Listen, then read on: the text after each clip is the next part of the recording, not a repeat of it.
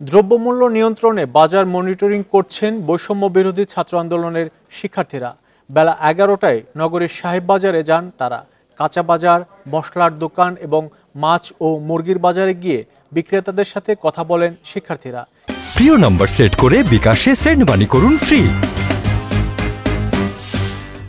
এ সময় তাদের সাথে ছিলেন কয়েকজন শিক্ষক। বাজার ব্যবসায়ী সমিতির সঙ্গে বৈঠক করেন তারা। বাজারের ইজারা ফি কমানো, চাঁদাবাজি বন্ধ সহ নিরাপত্তা নিশ্চিত করার দাবি জানান ব্যবসায়ীরা। অন্যদিকে মূল্য তালিকা টাঙানো, বাড়তি দাম না রাখার আহ্বান শিক্ষার্থীদের।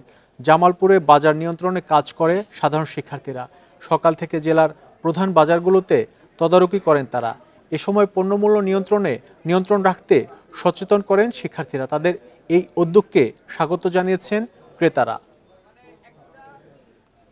মূল্যের যে ঊর্ধ্বগতি সেই ঊর্ধ্বগতির